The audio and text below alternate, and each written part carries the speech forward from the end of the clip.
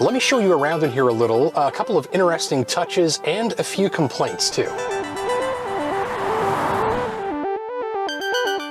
Check out these buttons here, which are embedded into this wood surface here. They're backlit too, and you even get a tactile click when you're pressing on them to confirm your selection. Little bit of a click to the E-step button here, and also the drive mode selector.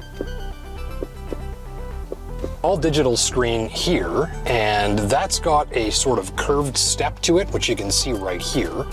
The graphics on this are good, not great. Get you right up close there for a little bit of a better look.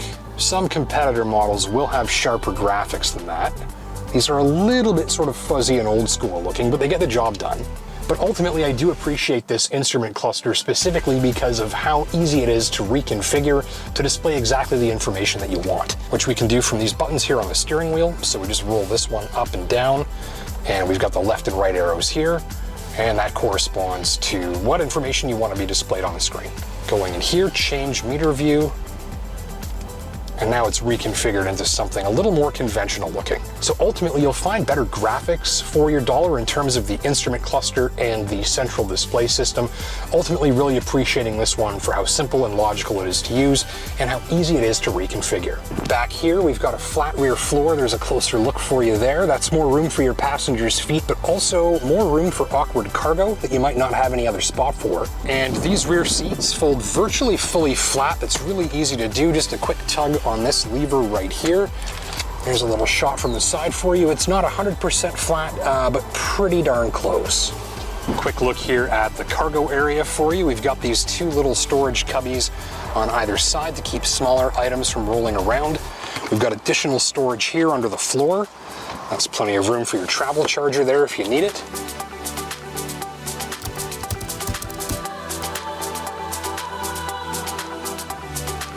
The Japan-built 2023 Ariya is Nissan's latest EV and effectively drops a new all-electric right into a market segment where most Canadians are looking for them. After an extended drive, I found my tester to be a machine with numerous strengths as well as a few notable disappointments that potential shoppers should take note of as they work towards the best purchase decision for their needs. The Ariya is all new this year and powered by either a 63 or 87 kilowatt-hour battery pack and comes with front or all-wheel drive depending on the model you select. Is the Nissan Ariya fully electric? Yes, all models are solely battery powered. There's no gas or hybrid version available. Let me show you how we charge this up. Front passenger side here, we've got these little flippies underneath. The top one there for most of your charging, and if you're fast charging, because there's a larger plug, you'd open that little bottom flippy there too. Realistically, charging the Ariya takes about 20 seconds. That's 10 seconds to plug in, 10 seconds to disconnect later, and of course the actual charging occurring while you're off doing other things like eating, sleeping, or hiking. How does it drive? Well, that's a good news and bad news situation, and I've got the details coming up for you in the road test.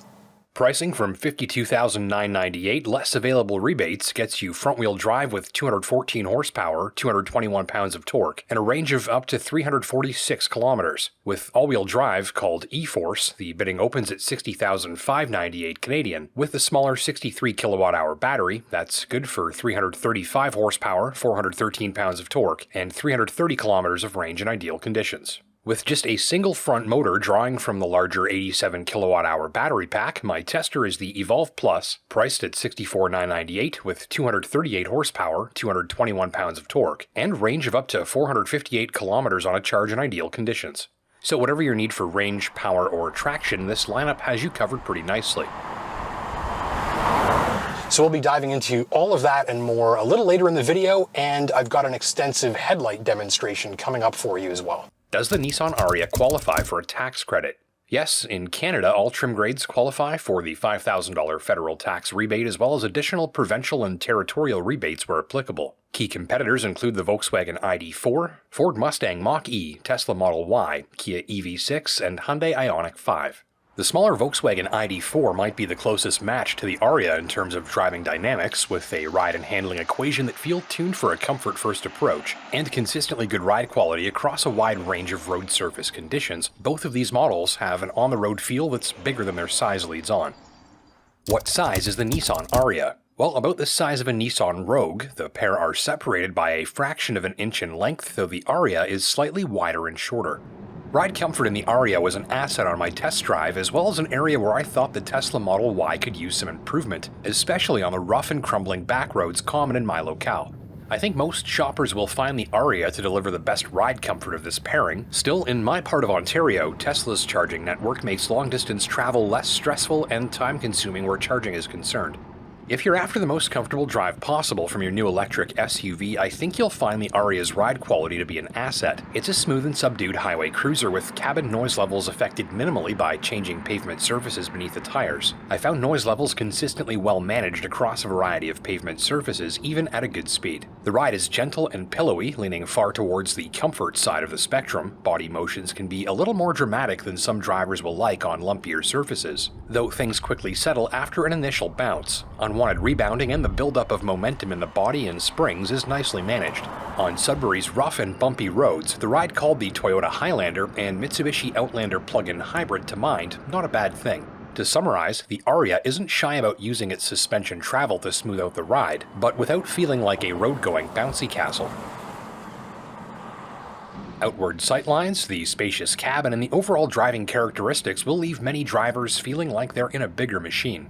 The ride even stood up well on my suspension torture testing route. This is the roughest road I test SUVs and trucks on, many of which are noisier, with plenty emitting additional clanks and pops as the suspension beneath takes a pounding. In the Ariya, I noted no such additional noises, a pleasant surprise. Here, cabin noise levels are kept to a surprisingly consistent roar, mostly consisting of wheel and tire noise that's kept highly reasonable. When it comes to rough surface driving, I found the Ariya could tackle rough roads a little more quickly, quietly, and comfortably than expected.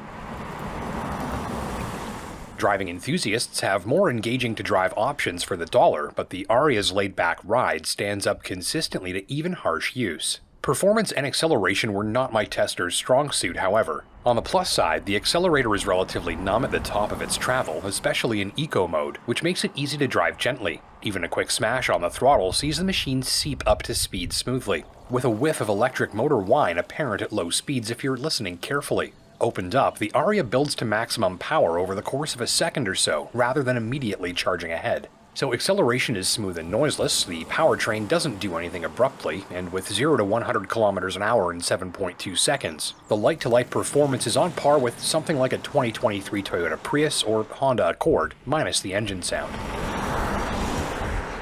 My tester's acceleration seemed more eager once the Ariya was moving rather than off the line. Passing and merging acceleration is more confidence-inspiring than light-to-light acceleration here. Brakes, like the throttle, are softer and more vague than some drivers will like. Braking performance feels strong when the pedal is applied urgently, though the engagement of the ABS on bare pavement during emergency stops often felt harsher than I expected. Pedal feel improves and becomes more precise the further drivers press on the pedal, and though they lack a high precision feel, the Ariya's brakes are easy to work smoothly and perform well when called upon. Press the E-step button on the center console to engage enhanced regenerative braking, slowing the Ariya down as you release the throttle. This reduces the need to touch the brake pedal, though you'll still need to use it to bring the machine to a stop. There's no true one-pedal driving experience here. By the way, the Nissan Ariya can tow up to 1,500 pounds if you're curious. Here, let me grab that, and we'll get you to do it. I guess I overdid it a little bit at leg day, so here's camera guy James. How tall are you? You're about the same as me. I'm 5'9". 5'9", yeah, maybe a little taller, but you should fit comfortably in this seat there. In my driving position, is that roughly how you would... Sorry, I just want to close the door. Yeah. Let's get a full... Yeah, no, I feel... If everything feels right, like... Show us above your head, how much room have you got there? Hold on, here, I guess. I just lost the screen, hang on. Do I tap the... Oh, Just tap it. okay, there we go. Show us above your head there. So I got about 4 inches. Yeah, and that's even with that sunroof there. And that's, yeah, and the sunroof is closed. There we go. Okay, so you're not crowded around the knees, obviously, because I'm going to open this for a sec. Let me just go, like, so we have that flat floor in front there, so tons and tons of leg and knee room. But let's see how you'd fit in the back seat behind yourself, as I usually do, but I'm just not looking too graceful today getting in and out of the car. Here we go. A bit of a duck. A little bit of a duck there. Oh yeah, it's kind of... Oh, I lose headroom really fast here. Let's see. I'm like at 2 inches now. Right, so much more in the front than in the back. But actually, it looks like you got a ton of... Look at that knee room there. Yeah, let me come back out here. So very adult friendly. Can you show us getting in and out there? I might have missed that. I just want to. So average size adult. Let's just look at this door opening really quick first. Okay. Lots of room to get in. You get your feet in. You don't have to squeeze in. It looks fine to me there, but I'm like, this is where. Oh, hold still there. Oh yeah, we've got a little bit of an impact almost happening there. Just gotta duck in, and then, but headroom goes away really fast. Yeah. So headroom definitely more at a premium in the back seat, and anyone over about 5'9" is going to have to duck a little bit right there. But again, look at this knee room and leg room. Yeah, I got some controls. I got some US plugins, and I got a place to put all the stuff. Little pouchies here. All this. I got a side rest, and we've got the flat rear floor there too. Yeah, so I can tons of space. put a cooler down there. Room. Hey, wait, one thing that I've never been able to do in a vehicle. I wonder. I could actually crawl under here if I wanted to. Yes, you can. Look at that. Ladies and gentlemen, when you have an EV and there's no drivetrain between the front and the rear wheels, you get a flat floor like that. And I don't know what you do with it. I really don't know what you do with that. I guess you enjoy the sense of space. Inside, the cabin blends a simple and tidy atmosphere with minimized use of flashy consoles and controls. Compared to a Tesla Model Y, I appreciated the dedicated instrument cluster and separate infotainment system on 2 different screens. I find this looks more logical and allows more information and functionality to present itself to your fingertips. The Ariya also has Apple CarPlay and Android Auto, must-haves for many shoppers that aren't available in the Tesla Model Y. And build quality in the Ariya seems more solid too. I noted tighter panel gaps, fewer rattles and buzzes over rough surfaces, and a more substantial feel to many common controls. Dark colors and textured accents with integrated backlit buttons help keep the environment modern but modest. As a place to be, you'll likely find the Ariya's cabin relaxing, spacious, and easy to interface with. I especially appreciated the close proximity of the power buttons for the stereo and climate control systems, positioned one over the next. You can power both down in an instant if there's need to quickly quiet the cabin. A few gripes presented themselves too. The center console in my tester was largely occupied by a wireless charging pad for my smartphone. It's a handy touch but eats up useful storage space for other items. You can put these in a nearby storage drawer in the lower dashboard, but the shape is a bit awkward. So a little closer look for you here at the backup camera graphics. Shift into reverse with the electronic shifter there. Get you right up close in there for a better look at these graphics. We've got the handy bird's eye monitor here that allows us to see the entire surroundings of the vehicle on a single screen, and a more conventional backup camera view here. This is effective, it works well. The thing to me is just I wish the graphics were a little bit cleaner and sharper. You can see there's a little bit of fuzz around a lot of the pixels here, and you can expect that image quality to take an even further hit if you're backing up in the dark. On an initial highway test drive, I found the Pro Pilot Assist feature to be too sensitive, often warning me to place my hands on the steering wheel when they were already there.